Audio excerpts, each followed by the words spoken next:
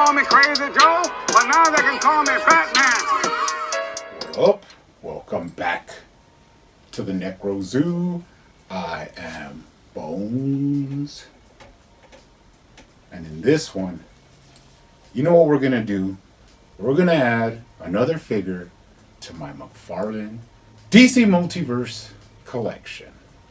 Now this time it will be the black suited Superman based on the Lois and Clark comic book. Now don't really know much about that, but he is a really nice looking Superman, and I've actually been anticipating adding this one to my collection. Now I don't know what it is about this one, if it's because of the lack of a cape, or I'm not exactly sure, but just the silhouette of this body and the aesthetic of it, it just looks really appealing to me, and I can't wait to take a closer look at this guy. Now first off, he does look really mysterious in the packaging, but let's go ahead and take a closer look at him. But first, this guy actually comes with the McFarlane flight stand, which has a clear bottom plate and then your arm to actually hold your figure up in a flight pose. Now this goes together just by sliding in the arm to the plate, but pretty cool that McFarlane actually comes with flight stands. I don't know any other company that actually regularly gives flight stands with their figures. He also comes with his data file card. On the front, you do have some figure photography in front of the Daily Planet. And on the back, you do have some information. Pretty interesting. We will add this to the collection. He does come with two alternate hands, which are like flying hands or kind of gesturing hands, open palm hands. Pretty cool. This does make me see that the skin tone of this guy is a kind of a little bit of a more beige than a rosy kind of color. So he has kind of like a personalized skin tone there, which is pretty cool. And now let's go ahead and take a closer look at him. First impressions, just off the bat, beautiful, beautiful looking figure in hand. I don't know what it is about this guy, just the proportions of him is really nice, even though this does come from your basic infected Superman book, which has been used in various Superman figures. This one just stands out. I do not understand why, if it is basically the same mold and book as those, but this guy just looks really nice. Cannot wait to get him up on the shelf. Now, of course, since this is an older body mold, I can't really look forward to too much in the articulation that we haven't seen, because this is just using the same body parts from the previous released ones. But surprisingly, sometimes they do make a little bit of advancement without using any more of the newer sculpt and articulation that they're using. We'll give him an honest look and see what he's working with. Now let's take a look at the face sculpt. Awesome, awesome face sculpt.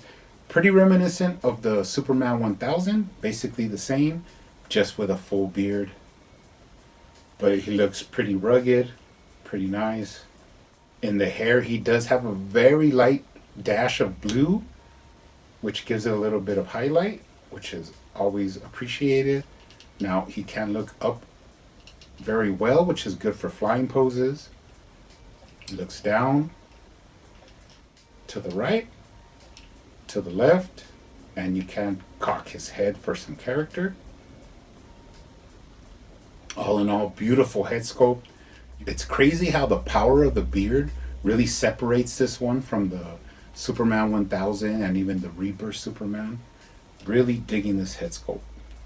Another thing I really like is the thick neck that it's sitting on. Really gives him some presence. Looks really formidable. You know, one thing that would be really cool maybe is to see if we could get this hair off and then maybe put the Death Metal Superman hair on him, so he'll have long hair, which will be an interesting look. Long hair with the beard. So I might look into doing something like that. Moving down, you have a nicely sculpted in Superman S, which is different from any other one, just in the design of it. Does not have an outer ring, and it's based basically off of the comic book art. but all in all looks really nice. Let's check out his waist articulation. Of course, you got the rock from side to side. You have the full range of motion around. You have a upper chest swivel, a lower abdomen swivel. Now let's see if he rocks forward. He does bend forward a little bit, not too much, but not too bad. And then he does lean back really well. And then of course you could twist him to get him in some awesome poses. Pretty sweet. Let's check out his arms now. Butterfly shoulder joint gives you a little bit of up and down and then back and forth. You got a bicep swivel, double jointed elbows,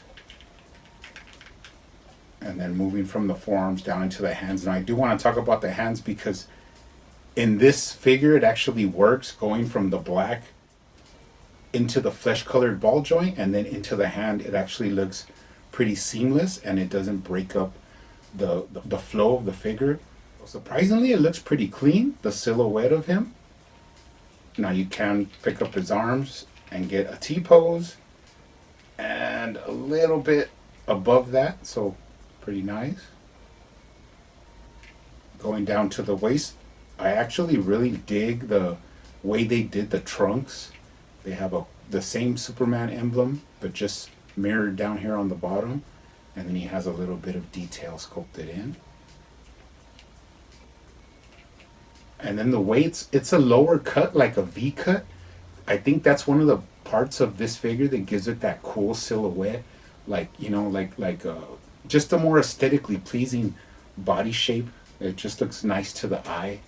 So really enjoying that. Check out the thigh swivel. It's there, not too much, but he can move.